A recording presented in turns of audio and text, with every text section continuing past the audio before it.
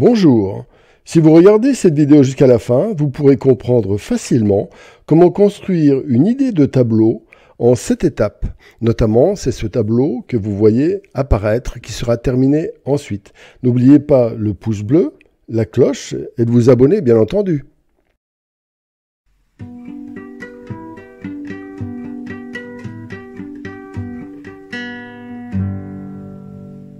Je vais vous montrer une démarche créative que j'ai déjà montré souvent, c'est la carte postale ou le dessin préparatoire. Et là, je voudrais faire un sujet. Alors, la première étape, bien entendu, il faut laisser venir le sujet, le méditer, ressentir. Par exemple, à midi, j'ai regardé des fruits qui me plaisaient, notamment il y avait des mandarines, je les trouvais très très belles. Eh bien, je me suis dit, à partir de ce point d'ancrage, les mandarines, je vais faire un tableau. C'est-à-dire que je vais leur rendre hommage, et c'était seulement l'hommage aux mandarines. Voilà. Et à partir de ce mot-clé, comme j'ai déjà évoqué dans de nombreuses vidéos sur l'imaginaire, eh bien, je vais faire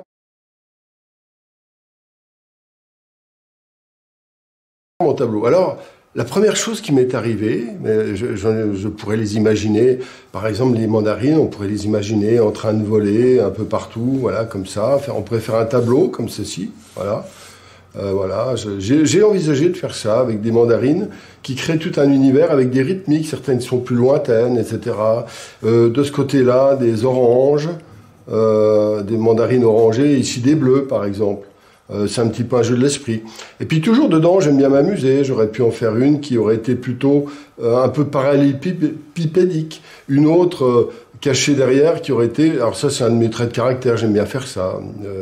Voilà, voilà, c'est par exemple un peu comme une mandarine fait avec du béton ou du ciment. Voilà, avec des feuilles et puis les autres non, etc. Je me serais servi de ça. Voilà, j'aurais pu... c'est une idée qui m'est arrivée. Voilà. Voilà, donc c'est une première option. Mais dans ma tête, je ne me suis pas arrêté à cette option. Mais je ferai peut-être. Alors vous voyez, je la laisse ici. Je mets point d'interrogation. Plus tard, par exemple. Alors, si jamais j'en fais une qui ne me plaît pas, par exemple, je pourrais très bien imaginer, là je ne vais pas la faire, mais je dis tiens, je vais faire une grosse mandarine énorme sur un tableau, puis ça ne me plaît pas, bah, qu'est-ce que je mets? Je mets bof. Alors, ce qui fait que je me retrouve avec des carnets, autour de ce thème de la mandarine, avec certains tableaux qui sont bof. Alors ceux-là, je les ferai sans doute jamais, mais je les laisse quand même. C'est pas gênant. C'est un réservoir d'informations autour de l'idée de la mandarine. Alors, j'ai une autre idée, donc ça m'est arrivé. Alors, c'est aussi ça qui est important, il faut laisser passer. Et puis, je me dis, ah, ces mandarines, c'est vrai que cette luminosité, ça me plairait vraiment bien. Eh bien, ce que j'ai fait, c'est... Je me suis dit, tiens, j'imagine une sorte de planète mandarine. Alors je pars du mot planète, alors bien sûr en dessous, hein, mandarine. Alors qu'est-ce que je fais donc? Je me suis dit, tiens, je vais faire une planète, alors avec, au milieu, avec plein de mandarines. J'aime bien ce principe, c'est une sorte d'égrégore, c'est-à-dire que je vais travailler sur le sujet. Alors je peux le faire dans le sens de la largeur, ou éventuellement dans le sens de la hauteur. Je ne sais pas encore. Je vais peut-être plutôt le faire dans le sens de la largeur. Voilà. Alors, comment je peux faire? Eh bien, je vais d'abord les recentrer comme ça. Ok, je fais mes mandarines. Alors, il y en a qui vont être au-dessus, etc. Voilà, je fais mes mandarines. Alors déjà, il faut que je choisisse le format. Parce que si je choisis un tout petit format, je ferai moins de mandarines et je les ferai un peu plus petites. Voilà, par exemple. Alors, j'hésite un petit peu. Est-ce que j'en fais un grand ou un moyen? Je ne sais pas. Alors, la solution, ce serait, alors, au minimum 30 par 40, mais là, même ça risque d'être un peu petit, ou alors 50-70. Je vais voir.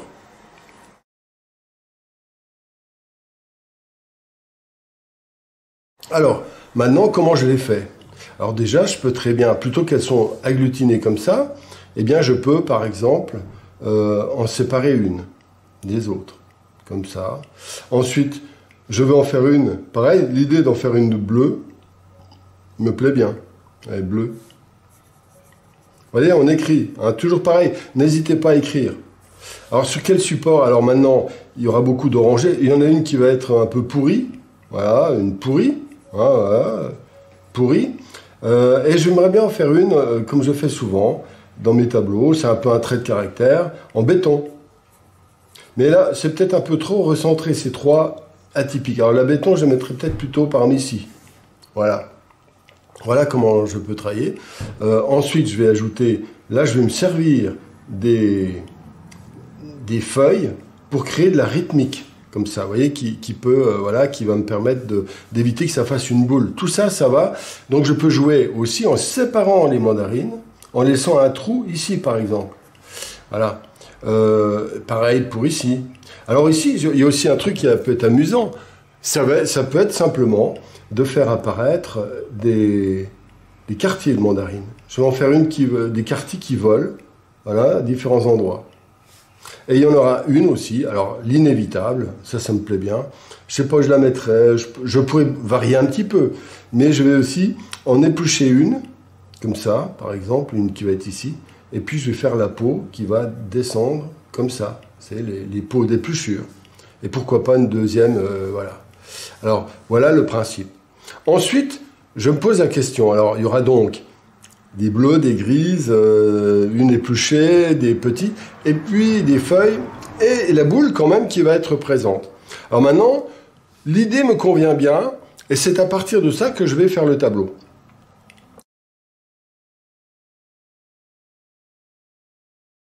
Alors maintenant, le fond, est-ce que je fais la partie basse plus foncée?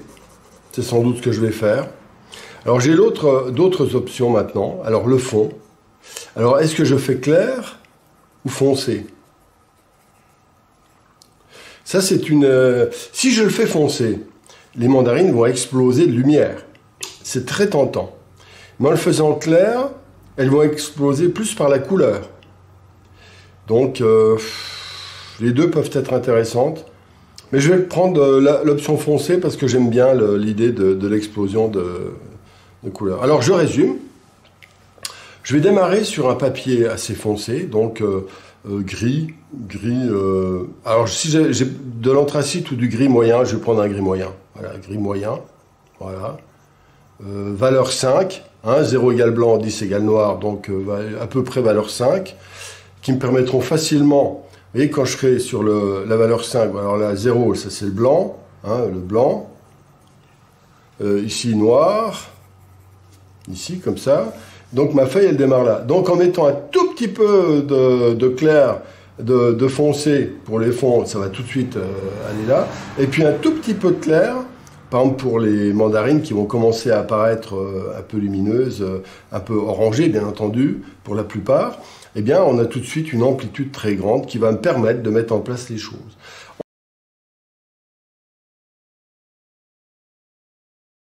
Ensuite, je pourrais me dire, tiens, est-ce que je fais une matière lisse? Alors la matière, donc j'ai étudié donc le matériel, c'est donc pastel mat 50-70, gris, hein, bien sûr, voilà.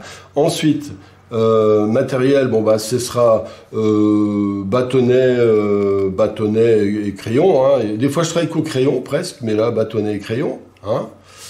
Bon, ensuite... que j'ai ça. Maintenant, je vais pouvoir... j'aimerais bien aussi donner l'idée de touche, un peu comme s'il y avait de l'énergie qui reliait la boule avec le reste, un peu. Vous voyez, des boules, des taches, des traits, mais légers des fois. Hein, voilà, des trucs. L'idée de créer une structure, une texture, donc au niveau de... donc c'est le pastel mat, ça c'est le matériel. Hein, la matière, ce que je viens de vous dire, des traces, des traits, des empattements, des trucs pour essayer de créer une troisième dimension. Je mets une troisième dimension par la matière. Les couleurs, bon, assez standard, c'est-à-dire je voudrais un orangé avec donc bleu et des gris pour certaines. Ça, c'est pour les mandarines qui doivent, comment dire, nous relier, nous ramener à la réalité. Et puis un fond foncé. Alors, est-ce qu'il sera aussi foncé en bas qu'en haut? Je ne sais pas. Dans un premier temps, là je veux dire pour le foncé, pour le contraste, clair-obscur, je mets option fond foncé, comme je disais, mandarine claire. mandarine, assez clair, on va dire, parce que c'est pas, voilà. Et puis, ensuite, modification, modif en cours. Voilà. Pendant l'exécution, je vais prendre des décisions peut-être un peu différentes. Est-ce que je fais plus foncer le haut pour faire apparaître? Est-ce que je fais un gris plutôt chaud ou un gris plutôt froid? J'ai encore des doutes, mais c'est pas urgent. Ça, je pourrais le faire après, parce qu'il y a 3 phases. La phase principale où on met tout en place, une phase intermédiaire où on équilibre un peu, et la phase finale où on peaufine, on fait les détails. Donc ça, je garde ça pour la fin. Allez, j'ai 80% du tableau là, et les 20%, ils vont improviser. 20% improviser. Voilà. Et puis 80% d'un peu décider ce que vous venez de voir là. Ok. Donc maintenant, nous allons attaquer le sujet. Mais ce type de travail et de réflexion, vous vous rendez compte à quel point c'est important. Hein? C'est fondamental. Si vous ne faites pas ça, vous êtes cuit. Vous allez vous rendre compte après, à un certain moment, que « Ah zut, les mandarines sont trop petites. Ah zut, elles sont trop vives. Ah zut, le fond, j'aurais pas dû le faire comme ça. » Alors que là, vous réglez, je disais, 80% des problèmes. Ça, vous avez même le temps d'y réfléchir. Par exemple, entre le moment où vous allez faire votre sujet sur le dessin et le moment où vous allez le réaliser sur le pastel, sur le papier, eh bien, vous pouvez laisser passer 2-3 jours. Qu'est-ce que vous n'êtes pas obligé de le faire en emboîtant immédiatement. Voilà. Donc, c'est un intérêt. Et puis, d'ailleurs, vous pouvez faire 5, 6, 7, 8, 10 fois ce genre de travail. Et puis, c'est pas obligé de le faire non plus. Vous voyez, c'est ça qui est formidable dans cette étude. Ça vous donne le temps de le mûrir, de vous nourrir de cette idée, de la laisser venir, de se dire « Ah, ce serait bien comme ci, ah, ce serait bien comme ça, etc. Ah, ouais, je vais faire ci, je vais faire ça. » Ok. Et puis, laissez du temps pour le mûrir encore plus. Vous pouvez faire d'autres exemplaires. Exemple, ça, je pourrais très bien le faire aussi. Ce serait pas mal comme idée. Je vais voir. Et puis d'autres, et puis d'autres. Et puis ensuite, vous regardez vos 7, 8, 10 dessins que vous avez faits, et puis vous dites « Ah, celui-là, je le fais. » Et hop, c'est parti. Voilà comment je travaille. Je vous ai dit tous mes secrets pour ma démarche créative. C'est presque essentiellement comme ça que je fais. Voilà, et ben maintenant, amusez-vous bien, recherchez. Et puis, autre avantage fantastique, c'est qu'un petit bout de papier, si c'est pas beau, hop, vous l'arrachez, vous mettez à la poubelle. D'accord?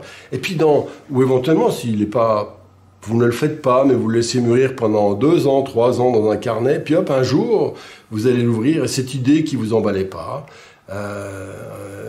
au moment M, eh bien, 2 ans après, vous allez dire « Waouh, qu'est-ce que je pourrais en faire de ça? C'est vrai, ça va, je vais pouvoir y associer ça, et je vais faire tel ou tel tableau à partir de ça, ou prendre qu'une partie de l'idée. » En associant une mauvaise idée avec une autre mauvaise idée, on peut trouver des fois de fantastiques idées.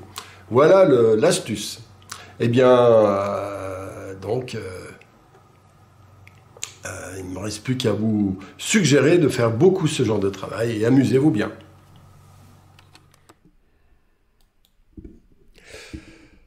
Voilà donc une présentation rapide d'une vidéo qui sera faite plus tard sur YouTube et surtout sur Vimeo dans le cadre des formations créatives que je vais faire ultérieurement. Donc voilà, je montre comment je construis la totalité du tableau et je pense que c'est un ingrédient très important, complémentaire de toutes les formations que j'ai pu faire. Voilà, vous voyez avancer très rapidement les différentes phases, voilà, donc qui amèneront au tableau final, que vous avez déjà vu à l'entrée de la vidéo. Voilà, donc c'est du pastel, format 50-70, travail assez long, 3 heures, 4 heures. Donc c'est...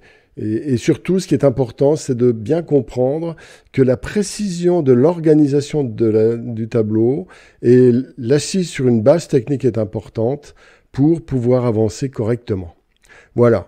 Alors, si vous avez apprécié cette vidéo, je vous invite à cliquer sous la ligne de flottaison sur le lien qui vous donnera accès à plusieurs heures de formation gratuite.